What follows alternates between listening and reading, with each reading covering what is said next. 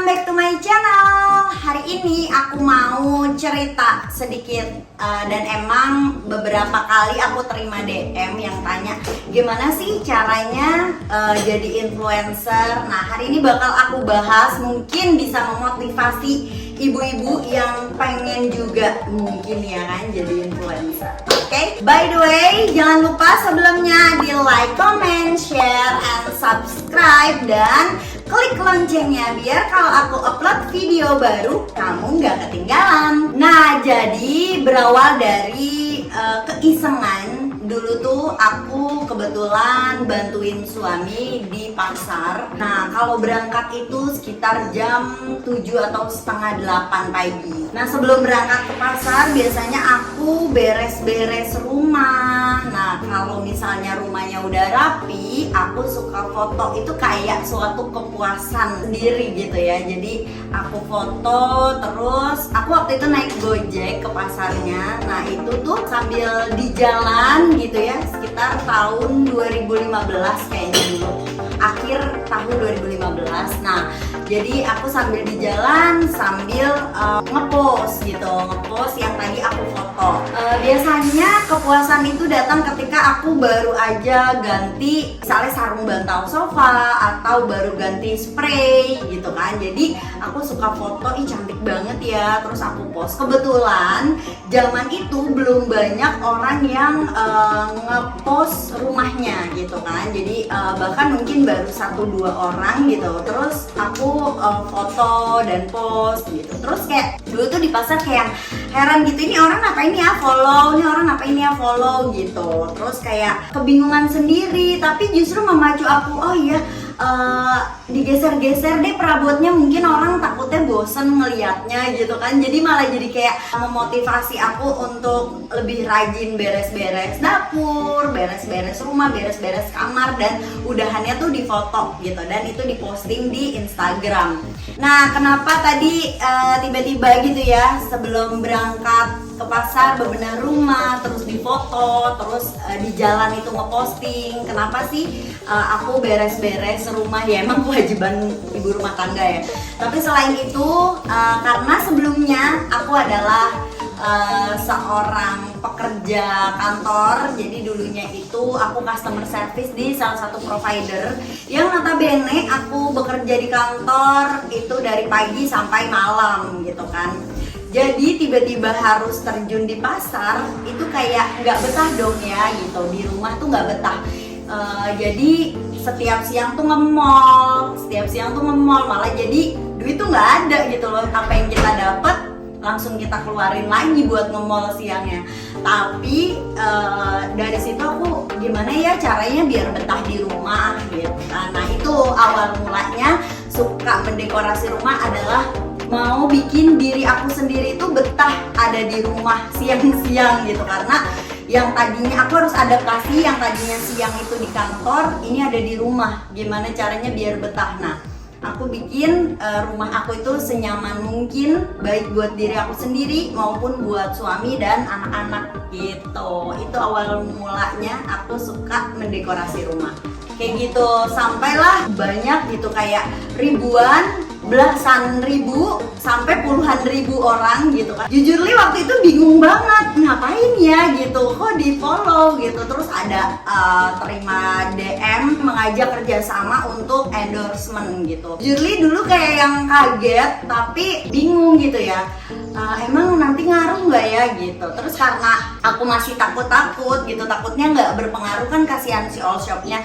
Ini tuh aku bilang nanti aja ya mbak, kalau aku tuh followersnya udah 10.000 gitu kan.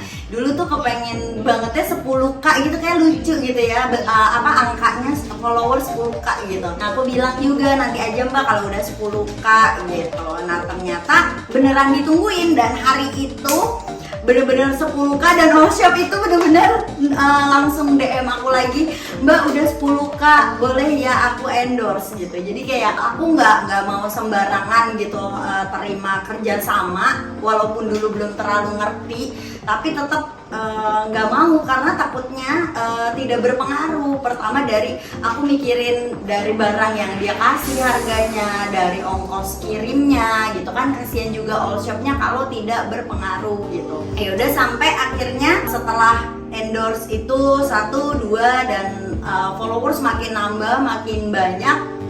Terus ada salah satu temanku yang infoin itu tuh kayak harusnya tuh berbayar bla bla bla. Nah dari situ tuh kayak oh iya emang berapa gitu gitu, jadi lebih sering sharing gitu kan tentang oh jadi kalau dunia influencer itu seperti itu ya kalau bentuk kerjasama gitu. Nah kalau ngomongin inspirasi, zaman dulu itu kayak belum banyak yang posting. Kalau sekarang di Instagram kita lihat kayak banyak banget gitu ya, dan rumahnya cantik-cantik, gemes-gemes, bagus-bagus dan bisa dijadikan inspirasi.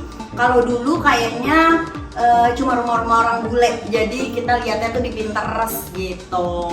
Terus juga zaman dulu tuh online shop home decor itu belum banyak. Bahkan aku dulu berburu kayak selimut-selimut kilt gitu ya, itu nggak ada di Indonesia. Dulu belum masuk, jadi kayak belinya tuh second yang di pinggir-pinggir Indonesia gitu loh. Jadi kayak berburu secondan pre-love dari Korea kayak gitu. Nah dulu pertama kali aku mendekorasi rumah itu semuanya serba pink, karena jujur Li itu warna kesukaan aku dari kecil, dari ABG emang kamar aku tuh semua serba pink gitu. Makanya begitu awal punya rumah sih emang suami tuh bilang nggak boleh ya kalau nanti punya rumah ada warna pink-pinknya gitu kan. Jadi ya udah diturutin aja dulu kan. Terus pertama kali banget mulai pink itu dari wallpaper dulu. Tiba-tiba suami ngebolehin pilih wallpaper dan aku milih bunga-bunga warna pink.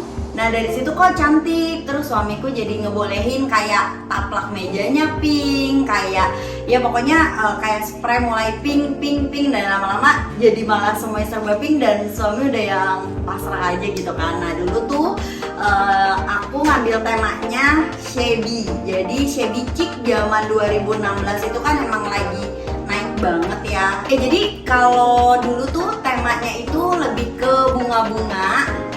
Bunga-bunga sebenarnya sih shabby chic aslinya kan memang bunga tapi vintage gitu ya, zaman dulu gitu, warna-warna krem gitu. Tapi karena aku suka pink jadi ya aku padu-padaninnya bunga dan warna pink gitu. Tapi kenapa identiknya malah jadi shabby chic itu bunga-bunga pink?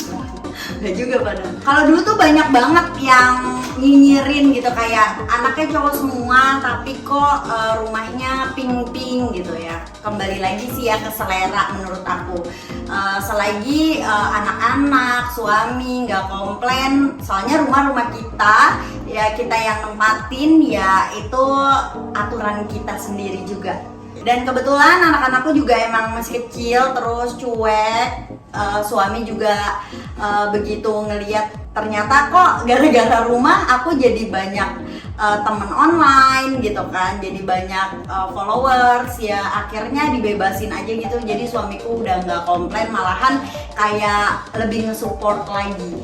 Nah jadi udah tahu dong ya kalau aku tuh emang perjalanannya itu emang gak niat untuk jadi influencer yang sengaja mendekorasi rumah biar banyak followersnya, bukan kayak gitu, bukan yang niat ngemodalin banyak buat jadi influencer, no, itu bukan perjalanan karir aku ya. Jadi emang berjalan gitu aja, tapi Allah malah ngasih jalannya lewat itu gitu. Nah jadi waktu itu memang karena juga maksudnya nggak yang langsung semuanya gitu direnov, dirubah, enggak. Jadi memang sedikit-sedikit dulu tuh berawal dari ruang tamu yang pakai wallpaper gitu kan, terus kayak tapak meja kayak gitu-gitu, sarung bantal bunga-bunga, terus sofa yang di coverin bunga-bunga gitu kan.